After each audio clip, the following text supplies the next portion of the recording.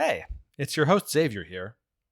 Last episode, I promised that we'd talk about the surveying of the Manhattan street grid in New York City. That story shares a lot of historical connective tissue with Thomas Jefferson's nationwide survey grid. But, unfortunately, I realized the story I was telling didn't have room for such a lengthy digression.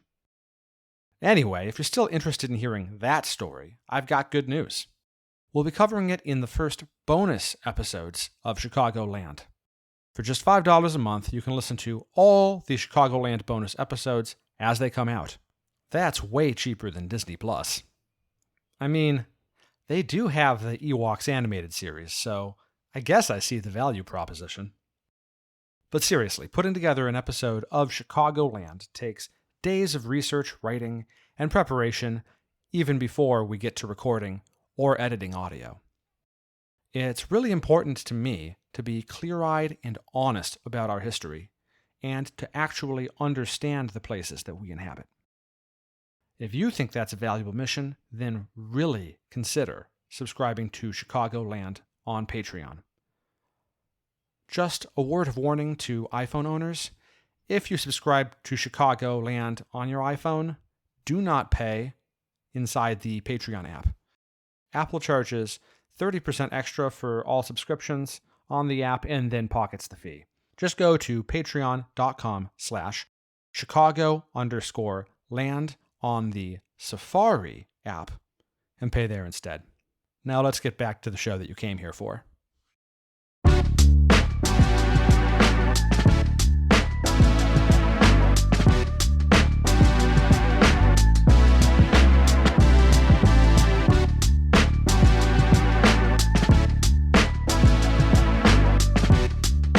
Ready to begin?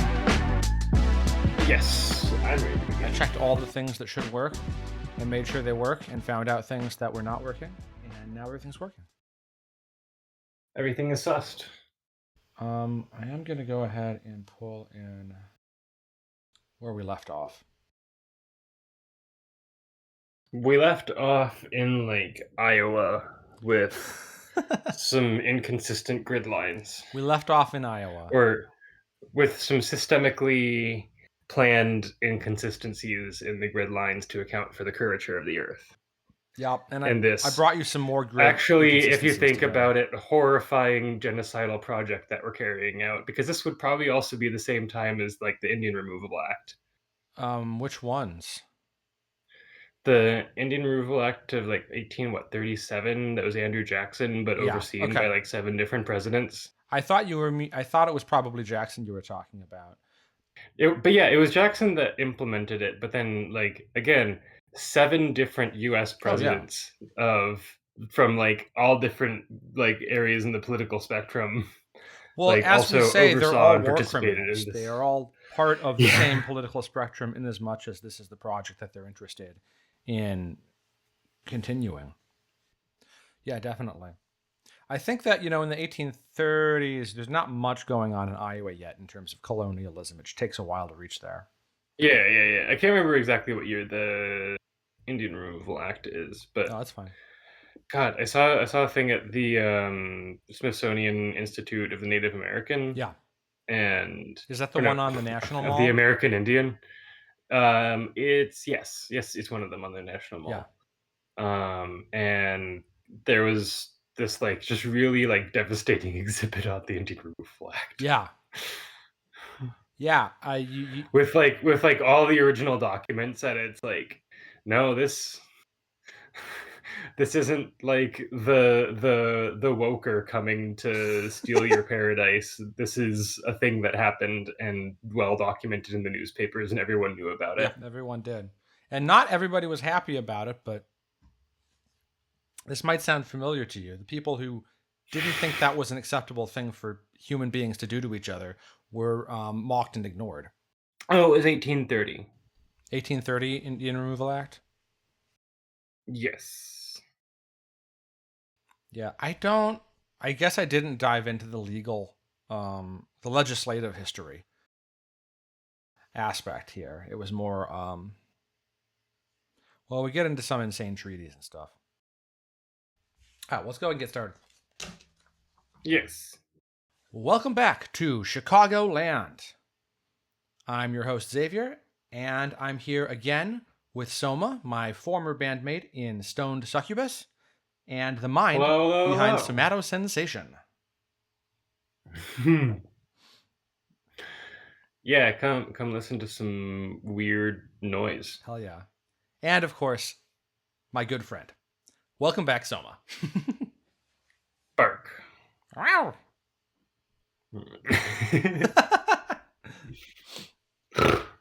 All right, so I think last time we left off on the systematization of the American land survey system, which comes to be called the public land survey system. Whenabouts are we with this? That's a great question, and I think I'm jumping around. The narrative jumps around a little bit based on what for sure I'm looking at, but we're basically at the turn of the 18th to 19th centuries and inching into the middle 19th century. Okay, so I just kind of want to situate this in relation to the Indian Removal Act of 1830 signed into law by Andrew Jackson, presided over by for example, seven different presidents. Yeah, for no particular reason. Sounds like this is continuing the philosophical cost benefit analysis driven basis for the horrific systemic genocide. Yep. Anyway, Andrew Jackson, bloody Andrew Jackson. Yeah. No, yeah, we'll look at people are like, oh my God, it's a literal constitutional crisis. And I'm like, yeah, we had a constitutional crisis with Andrew Jackson, and nobody learns about that. And I assume that turned out fine in the end. No, it didn't turn out fine in the end. Yeah, so last time we ended on Jared Mansfield's innovations to the National Survey System that the United States was imposing on the Midwestern landscape. Recall that Mansfield was expanding on the survey work that was done earlier by Hutchins and Putnam, and that all these land surveys were based on a 6x6 mile grid.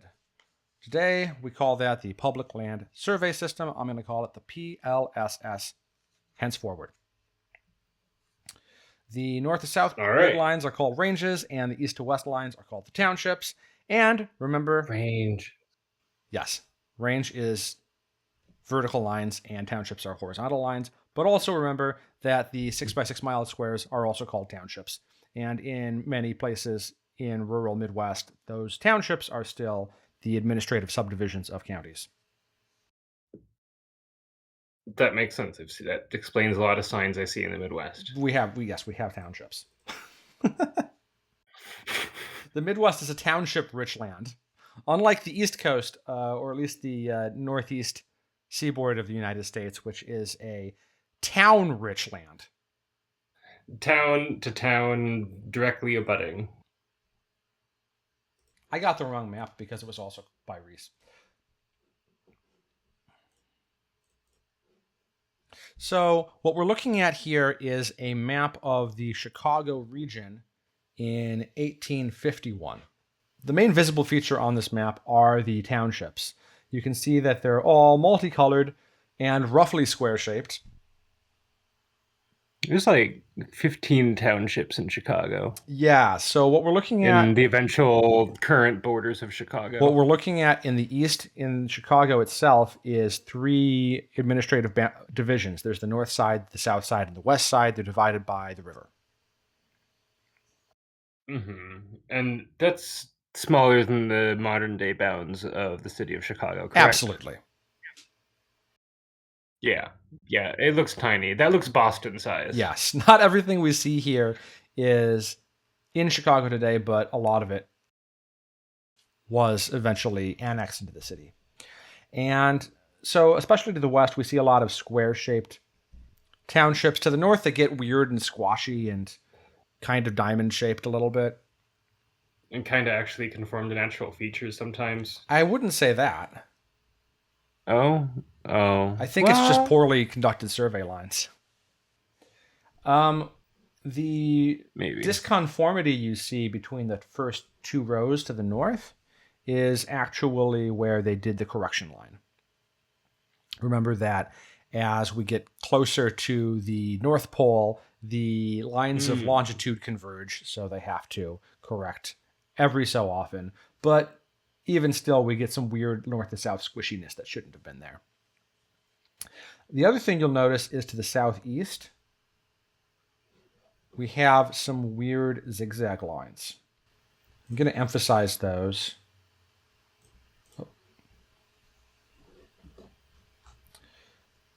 It's the local ley lines.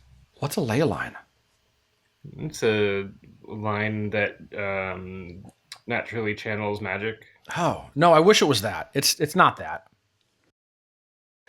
This is the Indian boundary line of 1816. Oh boy. Oh boy, here we go. You ready for some genocide, kids? Yeah. In 1816, a treaty was signed in St. Louis by a Potawatomi chief of mixed race. Stop me if this sounds familiar. The government had already started surveying Potawatomi land by at least 1815, and the treaty was just a rubber stamp of de facto reality. What? Gotta inspect the goods before you okay, offer, you know? Okay, I'm sorry. Gotta cut down cut your neighbor's backyard trees before you make an offer on their land. I heard God knows what you're paying for, and I was like, I don't follow. That's on me. So it's parallel to the situation we saw where the British colonial government drew a line across the Appalachians and said, don't survey behind here, and they just did. Yeah. Yeah. So this divides. So to the southeast is land that the government, or to the southeast is land that is owned by U.S. nationals. And to the northwest is land that belongs to the Potawatomi nominally. That seems kind of like most of the modern day bounds of Chicago, so I guess it turned out. Yeah. You want to talk about the Indian boundary line of 1833? Oh, no. So I think that the reason for this weird jagged line in these townships is that the survey stopped when it got to the Indian boundary line and then restarted once a new treaty was signed in 1833. Mm-hmm. Yeah. And that just kind of creeps up until it just surrounds the Potawatomi Casino. Yeah, I think that's about right. There's like a little tiny enclave, yeah. So I guess what was striking to me about the situation here in the Southeast is that we're literally seeing multiple axes of imperial violence interacting with each other. And then I should just mention the little squares we're seeing inside these townships are not actually the 1 mile sections. They're the quarter sections, but we'll get to that. So we need to tackle the nuts and bolts of how these square townships were organized and subdivided. Mm-hmm.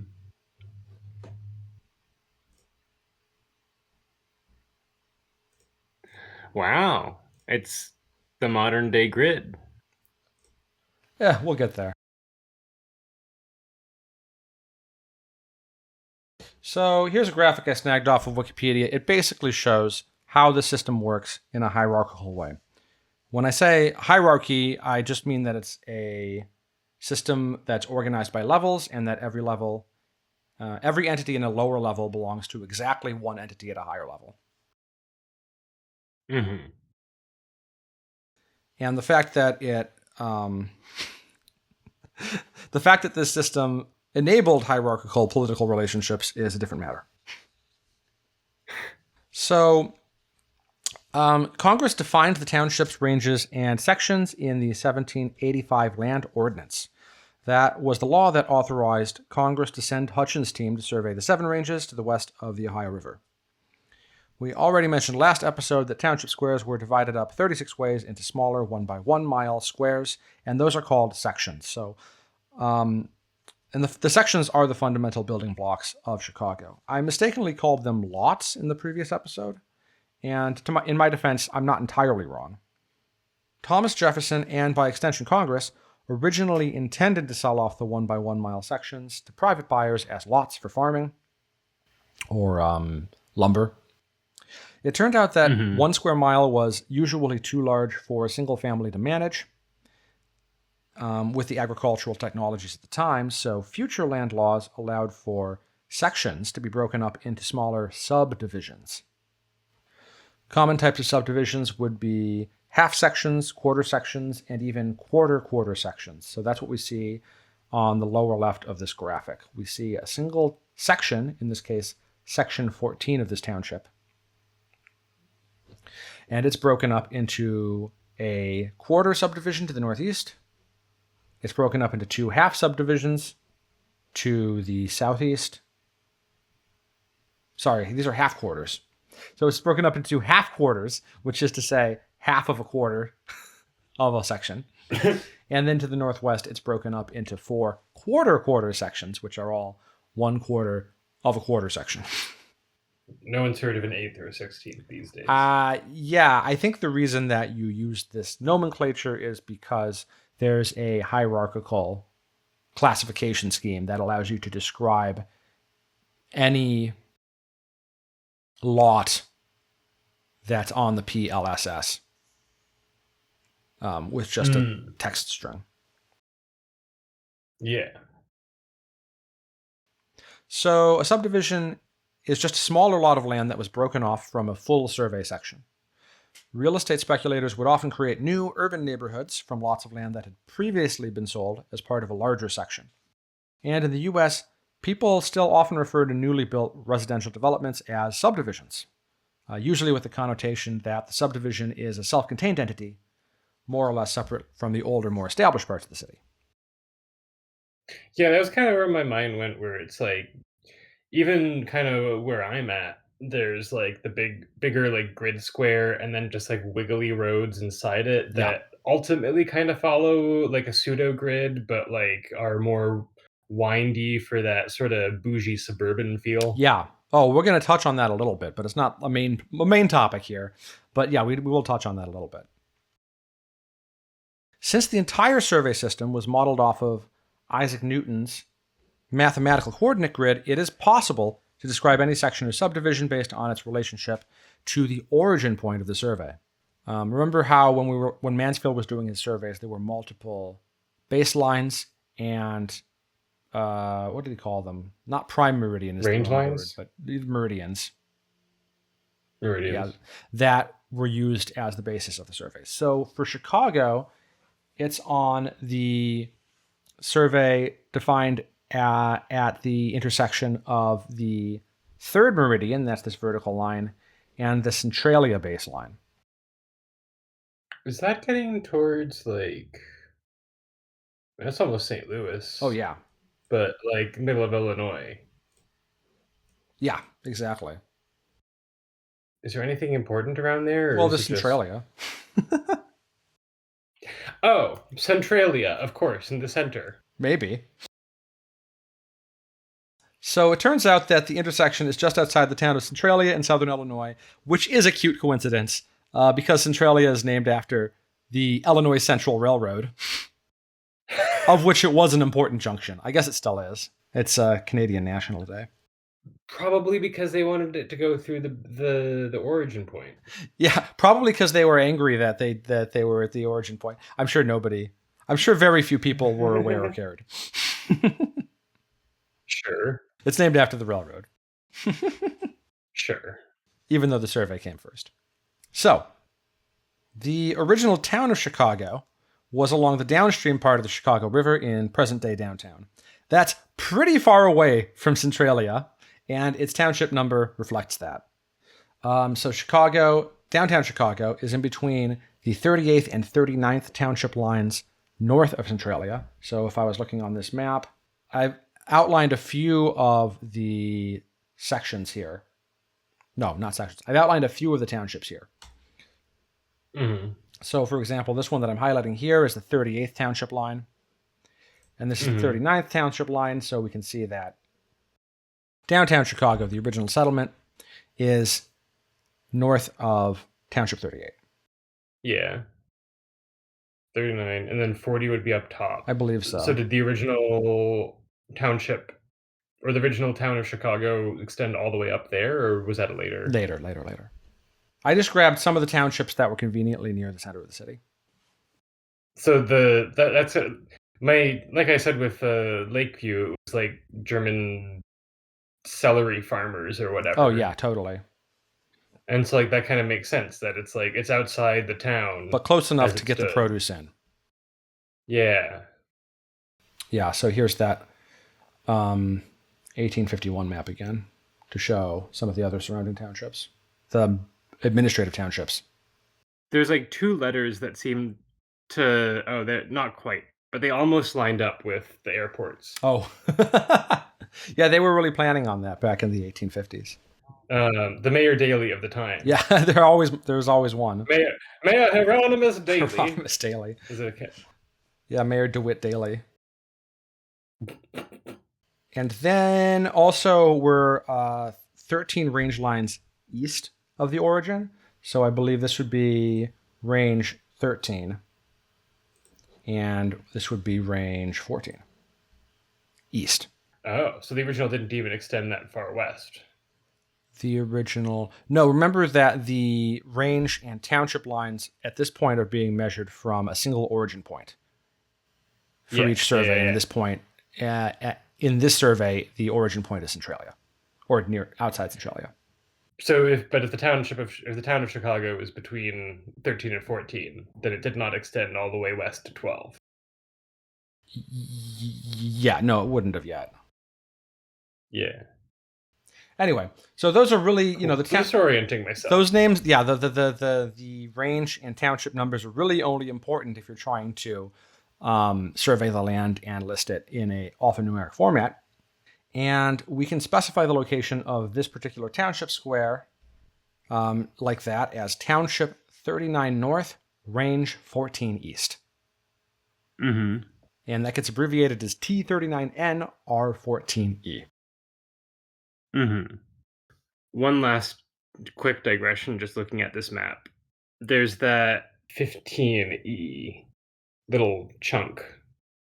Oh, this itty bitty chunk at the lower, north of 13 and east of 14. Here in the lower southeast. Is that Pullman? Does that become Pullman? Or is that a bit further south? Pullman's further south, yeah. Oh, okay. This is part of South Shore, I think. Oh, okay. Yeah, that's right. Is that where the Obama Library is now? No, they ended up putting the Obama Library at Jackson Park. Oh, okay. It moved around a bunch of times during planning. Anyway, so yeah, a lot of people were angry. Yeah, they tore up a perfectly useful place that people like to go to do barbecues in Jackson Park, and now it's a construction site. Oh well. So we're going to subdivide our township here.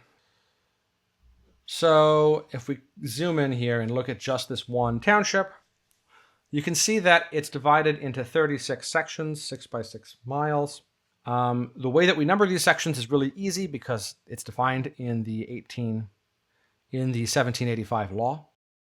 You just start in the northeast corner with number 1. You work your way west down to number 7 and across, and you just kind of snake your way back and forth until you get to 36. And those numbers are going to be the same even if some of your township is underwater. It's for the deep ones.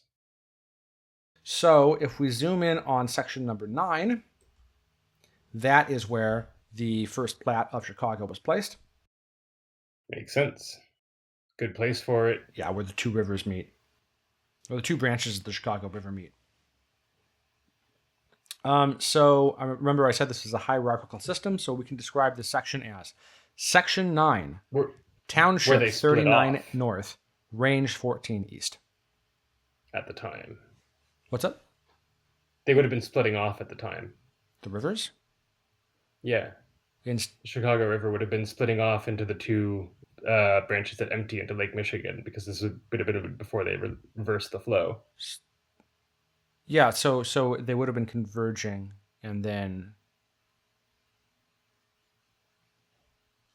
doesn't the North Branch downstream is out to the lake. Oh, does the North Branch not connect out to the lake as well? No, that's a canal. That's part of the reversing of the flow. Oh, the channel in Wilmette, yeah, by the Baha'i Temple. Wow. Okay. Wow. Learn something new every day. That's a future Chicagoland topic. Mm-hmm. Yeah. And don't even try to learn about the Calumet River. That's insanely complicated. The hydrology is so confusing. They're like, oh yeah, we just kind of like dumped a bunch of like garbage in it for a while, and then nobody was really keeping track. And at some point, some of it reversed flow, but we don't really care. Let's record that one on site and eat some of that fried fish from that fried fish place. Well, we should just go to the fried fish. I'd never gone. I never made it. I've been a couple times. It's really good. Oh, yeah. All right, so this is our section 9. Now, what we can start doing is dividing it into subdivisions rather. So I'm going to start by showing a grid plan made by a surveyor named Thompson in 1830. Yeah, we're looking at downtown Chicago, and we're looking at the first neighborhood that was planned or platted, as they say. So functionally, it occupied the southern half of Section 9. So if we described it in our nomenclature, we would call it the south half of Section 9 in Township 39 North, Range 14 East. Or we could have divided it into quarters. Let's say we're just looking at the southeastern quarter. We would have called it Southeast Quarter, Section 9, mm-hmm. Township 39 North, Range 14 East. And we could even make a quarter, in which case we'd say something like, if we focused here on where the merchandise mart is, we would say that is the Northwest Quarter, Southeast Quarter, Section 9, Township 39 North, Range 14 East. So that's the hierarchical nomenclature. It's I can see this being like sort of the basis for like the zip code address, the hierarchical addressing system. Yeah, I don't think it is though. No? No, okay. I don't think it is. It would be cool if it was. I don't think it is. I mean, same logic though. Yeah, that is hierarchical, exactly. That's why State Street there is the 0 point instead of Michigan. You have honed in on something very important, yes. Is that the 00 on the bottom right? Madison, yes. Madison. Yeah, this corner here, yes. That's going to be very important in our story. Because, yes, those two streets, State and Madison, were both planned on top of section lines. Wild. Yeah. For the reason of, they're both in the corner of this first plat. It just didn't go further. Because that's how you did the planning. You mostly just plugged in a plan into the existing section. I like how the interstate kind of just like respects that original plot. Yeah. But not the ones next to it. All right. The one other important rule that was established by the 1785 Land Ordinance was that Section 16 of each township square was reserved by the government. So I'm going to pull this reference back up. Section 16 here is called the school section. So the number 16 was chosen because it's one of the 4 sections, along with 15, 21, and 22, that are in the center of the township square. Supposedly the intention is that towns would tend to be founded near the centers of townships and that the school would be centrally located, but I'm not so sure about this. I'm from a small Midwestern town, and it's nowhere near the center of a township. It's actually cut in 4 perfectly equal pieces by the township lines. So, I don't know. I think that towns are founded based on where the railroads are and where rivers are. I don't think it has much to do with the survey lines. But was it founded later? Yeah. I'm not sure. I would look at towns that were founded specifically around like actual original survey. I suspect that it's unlikely for towns to be founded specifically at the center of townships, because when the land's initially sold off, it's for farms. I'm curious about Salt Lake City and their fuck off giant. Oh, we're getting to Salt Lake City. We're coming for their asses. Good. Gotta learn about the Mormons. Anyway, the more important function of the school section is that you sell the land off, the government holds onto the money and uses it for public education. Fun. So the school doesn't even have to be in section 16. Nice. Okay. Now we got to talk about colonialism and settler imperialism. I guess I was going to say imperialism and settler colonialism. To bridge the historical gap between the early post-Revolutionary War era and the founding of Chicago, we're going to gloss over a bunch of history, sorry. I'm sure a lot of it will end up as future episode topics. What year is the founding of Chicago? 18 question mark? 1830 something? We'll get to the relevant stuff. Right. I don't know what the charter date is. Editing Xavier here. Turns out it's 1833. We previously talked about the U.S. Army's massive defeat in 1791 to the Western Confederation, also known as the United Indian Nations. That was the first really big act of resistance against the colonial expansion after the Revolutionary War, but ultimately the Miami, Shawnee, Lenape et al. Were unable to overcome the inertia of colonial population. There's just more and more white settlers coming into the region, and everyone there was still recovering from disease and geopolitical instability. Let's take a look at this.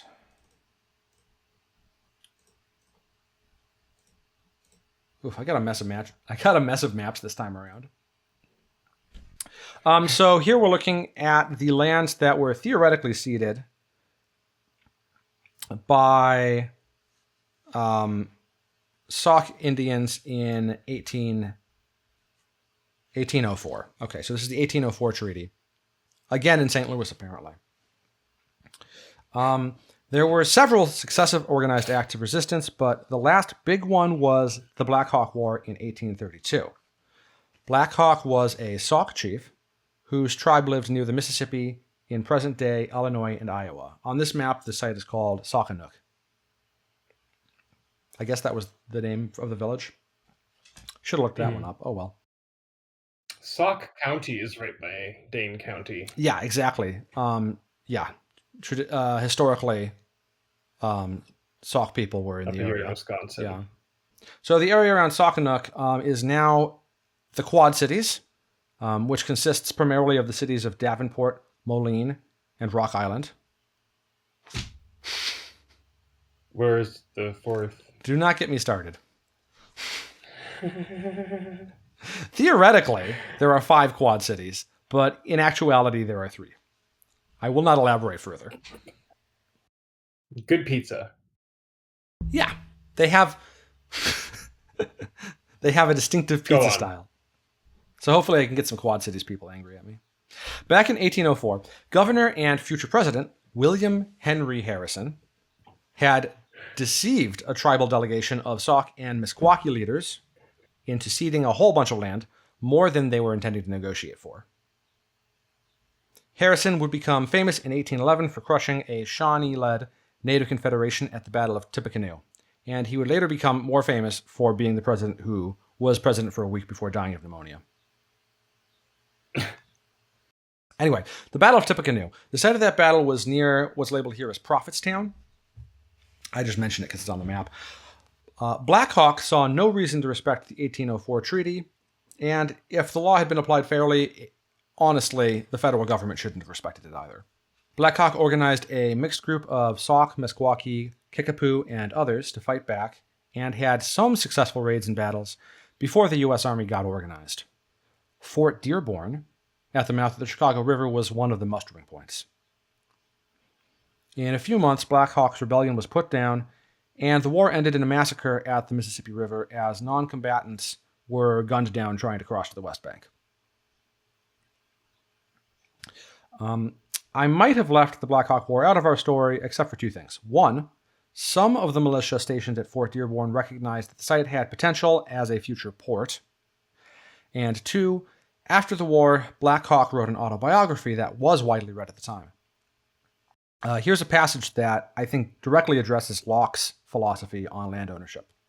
He says, "My reason teaches me that land cannot be sold. The Great Spirit gave it to his children to live upon and cultivate as far as necessary for their subsistence. And so long as they occupy and cultivate it, they have the right to the soil. But if they voluntarily leave it, then any other people have a right to settle on it.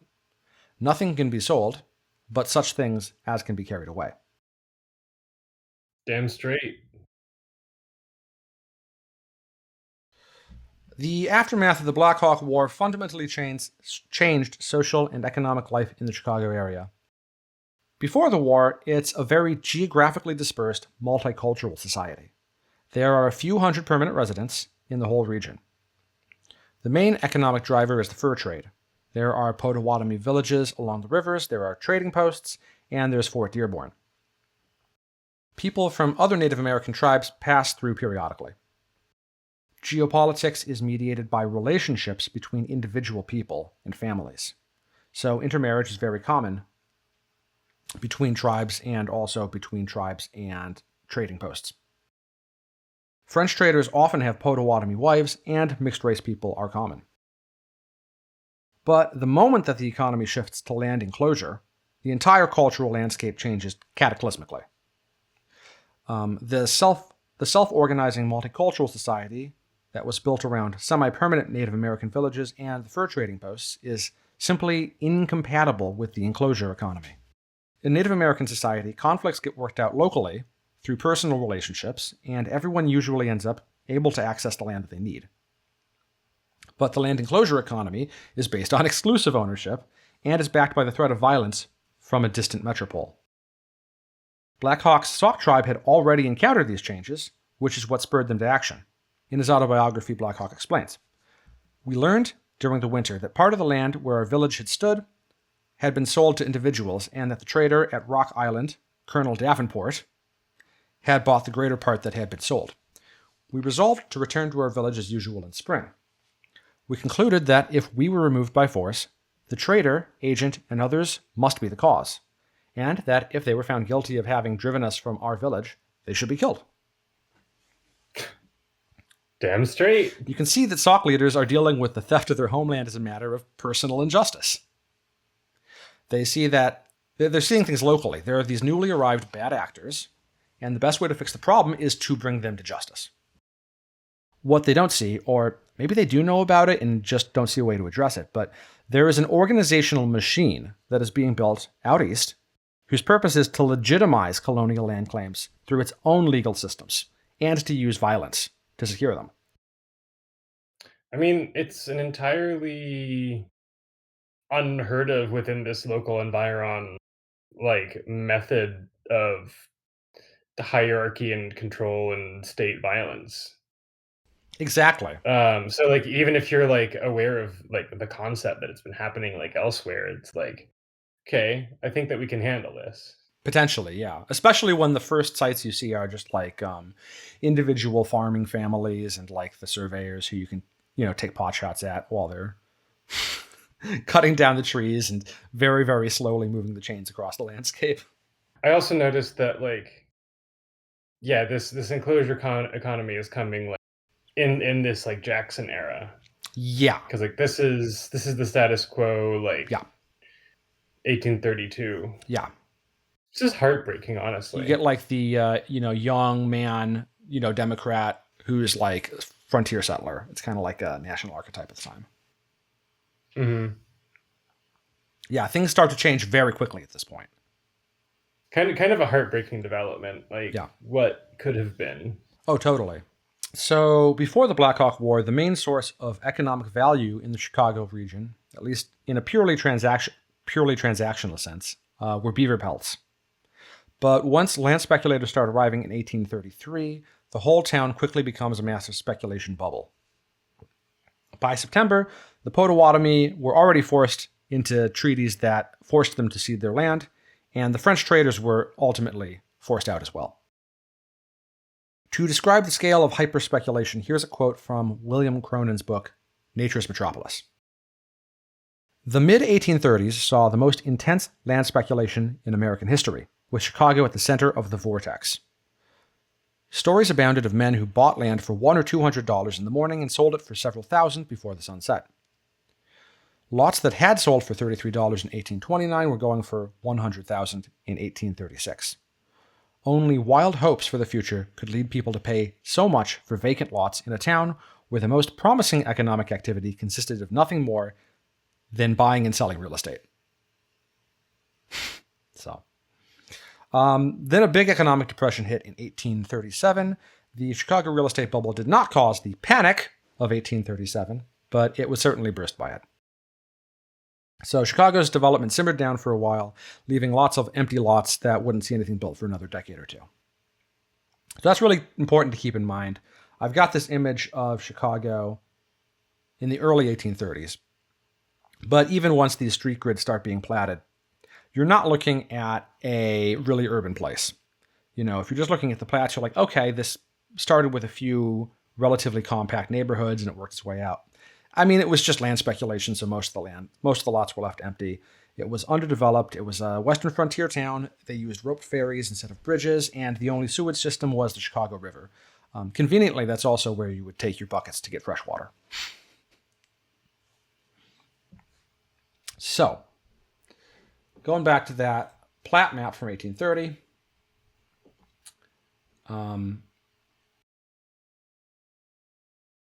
Thompson was surveying this plat. What's his name? James Thompson. This is before the Blackhawk War, 1830. He was actually from Kaskaskia in southwestern Illinois. Sort of an interesting quirk there. The western parts of Illinois along the Mississippi River were actually settled first because of their proximity to the French colonial forts.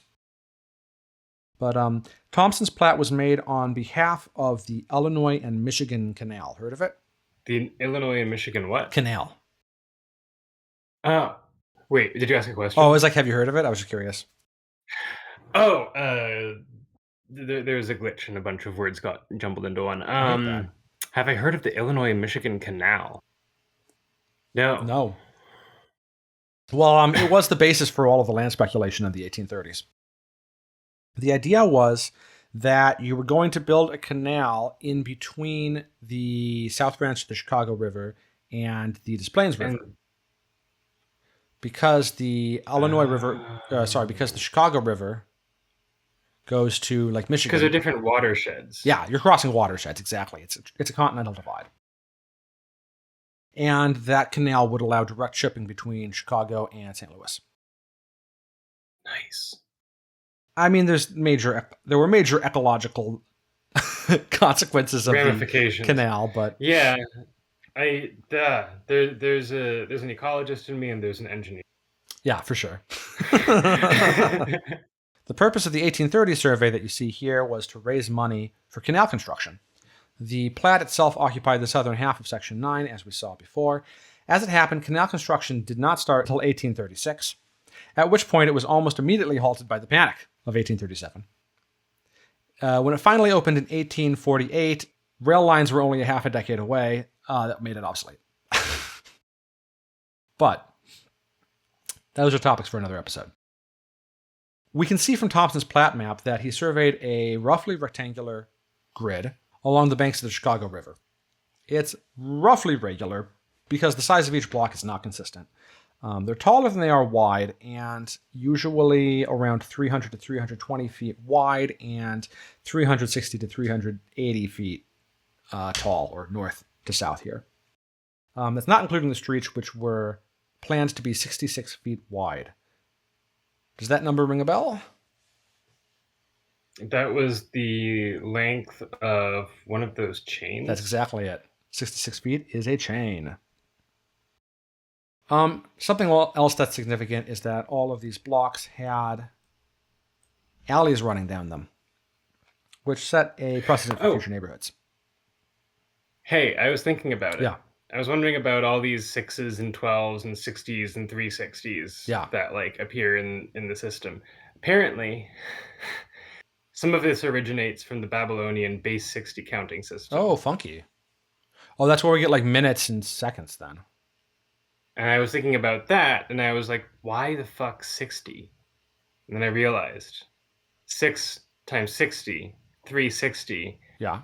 Is roughly the number of days in a year. Oh, is that also kind of makes sense. I mean, it makes sense to me. I haven't looked this up, but like, if I was trying to like find like a natural basis for like a nice round number, I would like count the number of days between solstices and like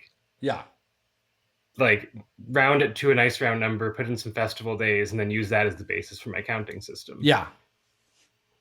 That makes sense to me. Anyway, and like number of degrees, almost just like a little bit longer than the Earth travels around the sun. Yeah. Each day. Anyway, this is all no. Soma's it's measurements. Soma's speculative etymology corner. We'll have to look it up. Speculative etymology corner. I choose to have a speculative entomology corner. The bugs that might have been.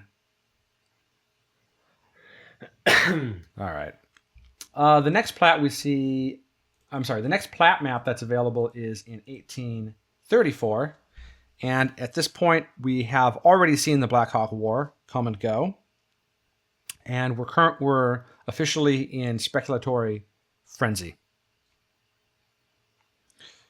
And this map conveniently colors the different subsections. So we can see our Thompson Plat in pink. To the south of that is in yellow, section 16, which is the school section. Today, section 16 includes a lot of the south part of the loop. It's also the part of the city where most of the railroads ended up terminating, so a lot of the grid shown here was replaced by train stations and freight yards. Mm-hmm. The larger blocks to the south fit 3 to a half mile, so they're about twice the length and 4 times the size of the blocks in Thompson's Plats. These ones down here. Mm-hmm. But they got subdivided by streets later. Although some of them only got subdivided vertically, or like north to south. So you end up with long, narrow blocks that were convenient for printing factories. So that becomes Printer's Row. And I'm seeing why we have so much parkland. Oh, yeah. Maybe. Exactly. This sort of southeastern section here that's in teal. Yeah. Yes. I think what happened, I didn't look deeply into this. I think the land was sold to private landowners, but nobody was allowed to build on it. And then later on, the city turned that into parkland. And then also this little tan-colored section is where Fort Dearborn was. So nothing was built there for security reasons, military reasons. And then across the river, north of Fort Dearborn, is what we today call Streeterville. It was some mud inhabited by an insane hobo named Mr. Streeter. Oh, is that correct? Yeah, he like crashed his boat there and was like, "Hey, I'm here now." it's my ville. On these maps, it's called Kinsey's Edition. You might recognize the name Kinsey. It's that street here at the northern edge of Thompson's Plat, Kinsey Street. So this area has really small blocks and no alleys. You can see it's like 9 blocks to cover a half mile. So it's all hospitals. Here's a topic that I've been avoiding the entire time. Soma. Yes. As a former Chicago resident, maybe you've spotted something horribly wrong with all of these plats. Horribly wrong with all of these plats? Hint, it has something to do with the number 8. Oh. Okay, so each of these big blocks is supposed to be a mile, right? Yeah. Well, at least this yellow one is a mile by a mile. It's a full section. Yeah, that's not where the streets go. Because in Chicago, Uh-huh. 8 major streets, 8 like hundreds, Yep. is 1 mile. Yeah. And this is kind of. But it's not true downtown. Really? Yeah. These grids are basically still there. The yellow one, the school section, is a little more suspect because a lot of stuff changed down there. But Yeah, this is more like 6 big things or 12 plots to a mile. yeah, it does not. And Wild. these ones are like 18 to a mile over here in Kinsey's edition. Tiny blocks. Yeah. Yeah, I mean, downtown is sort of easy enough to navigate on its own that I haven't really relied on that rule of thumb, so I never really noticed. Yeah, exactly. I started like freaking out when I noticed it. I was like, what? Yeah. So many Chicagoans will tell you that there is a normal size for a city block to be. And some of the ones who have looked into it will tell you that the correct size is 8 to a mile. Mm-hmm. We should see an 8x8 grid dividing up each PLSS section. But we've just established that isn't the pattern we see in the early plats. Instead, there's a patchwork hodgepodge in the different real estate developments. Yeah. Yeah, that's how that goes. And none of the neighborhoods even really have very consistent block size. Usually the surveyors, well, it just seems like the surveyors cram in the blocks where they'll fit in a lot of these sections. Well, that's all the time we have for this week. Tune back in with us next week to see the conclusion of our 4-part series on the grid, in which we're going to explore how the Chicago Standard City Block took its form. And this is also an opportunity for me to mention that Chicagoland has bonus episodes that can only be accessed by paying a $5 monthly subscription fee on Patreon. So if you want to hear those bonus episodes or just want to support my work, that's a great way to do it. One word of caution though, if you're using an iPhone, don't pay for any Patreon subscriptions through the Patreon app because Apple charges an extra 30% on all Patreon app transactions. It's really gross. Just go to the Safari app and go to patreon.com/Chicago_land if you want to pay me. Thank you so much, and I'll catch you next week.